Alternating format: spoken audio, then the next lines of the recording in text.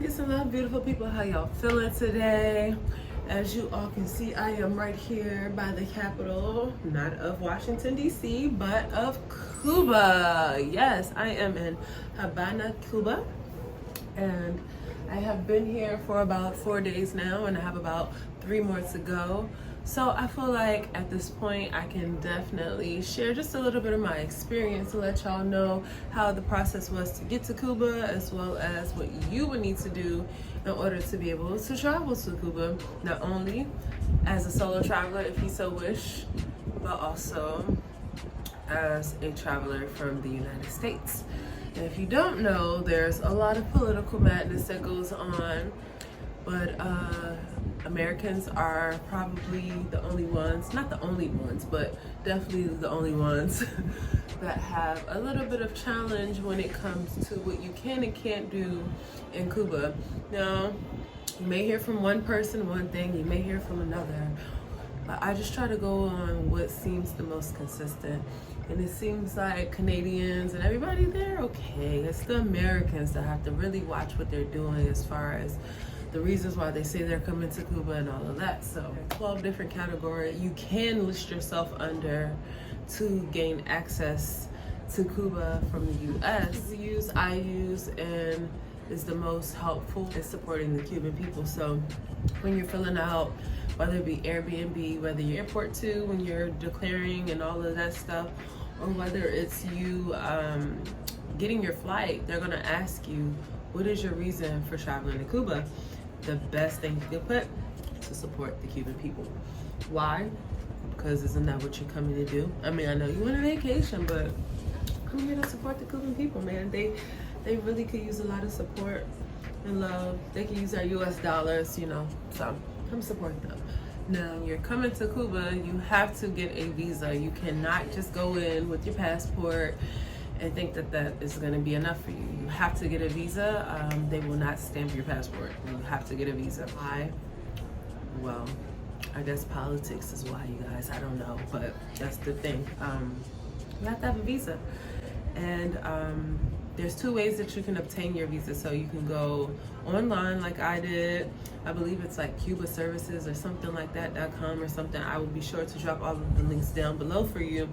You can always use that for getting your visa. It took mine about maybe 2 or 3 days to come in, which is very fast.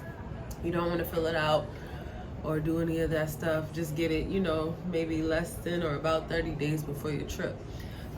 You can also go to the airport. I know Miami, they have a space where you can get your visa and everything like that. It is a little bit more expensive at the airport, but you gotta do what you gotta do. You gotta do it, you know. You see that they will not stamp your passport. They won't. They just won't do it.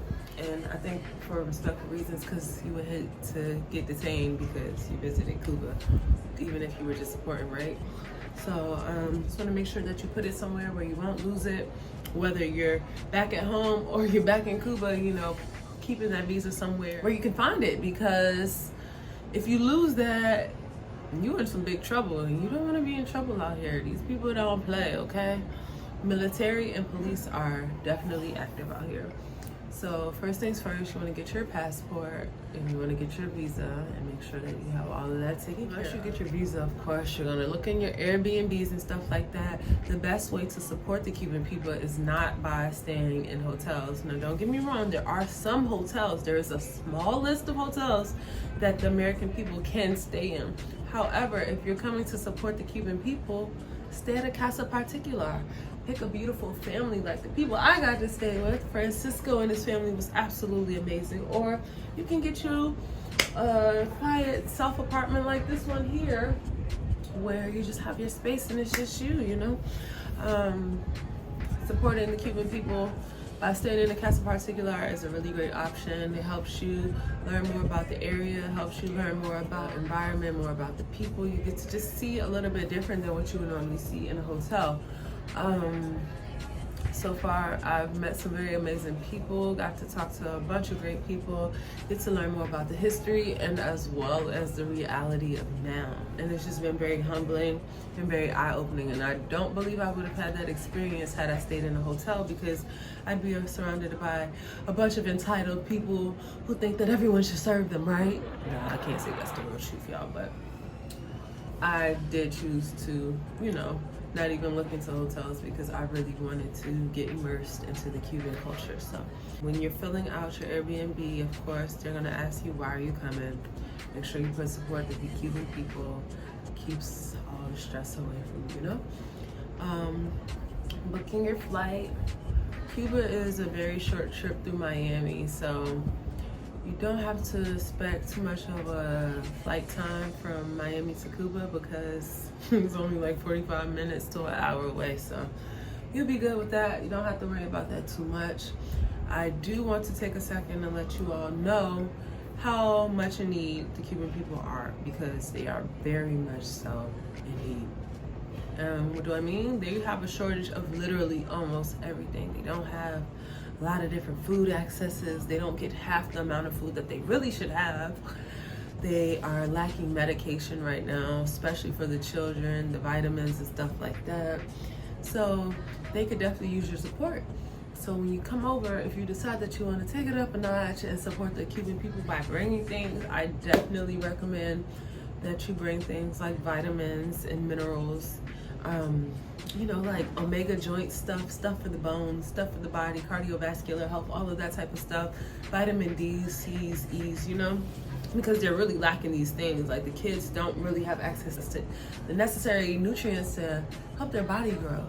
And so even though I brought a lot of ibuprofens and tampons and all of these things for older people, the kids really need it. They just don't have it. So if you decide that you want to bring some things for the elderly, bring some things for bone joints, but definitely bring children's Tylenol, bring children's stuff for the kids. Pack it in your your checked-in stuff, so that way you have no issues.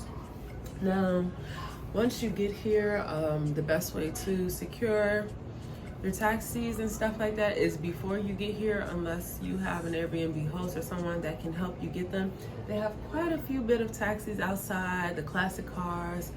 You also have the bus as well. But if you're not really good with understanding or translating, you're definitely gonna want to schedule it ahead, because when you get here, you may or may not have service. For the most part, it's been pretty moderate for me. I've had services sometimes and not. I did have to buy a SIM card, even though my Airbnb host did provide me with one temporarily to get through my stay. But a SIM card is definitely necessary if you feel like you're gonna be texting and calling. They have two different types. They have the SIM card and then they have the internet card. Of course, the internet card gives you access to the internet.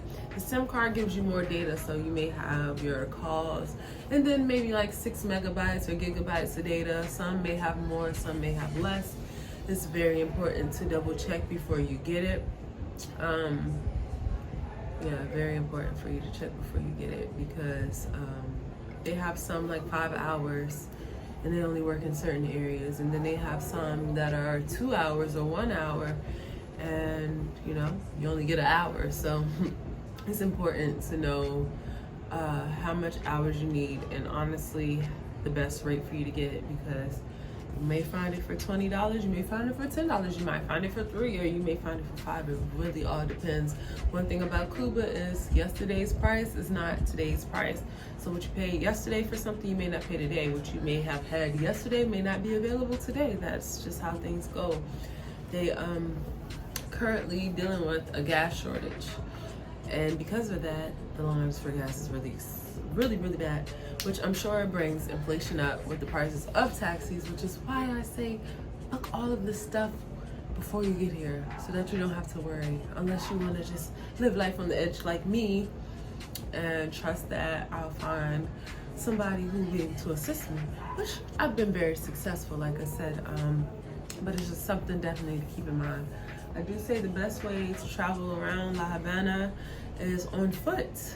However, they do have small taxis that you can pay, and they'll help you get around for a very low price. Altogether so far, I haven't really spent that much money. Spent the most money probably on my excursions and stuff. Also, I'm vegan, so of course, you know, my food isn't really that much because it's like veggies, beans, rice, you know.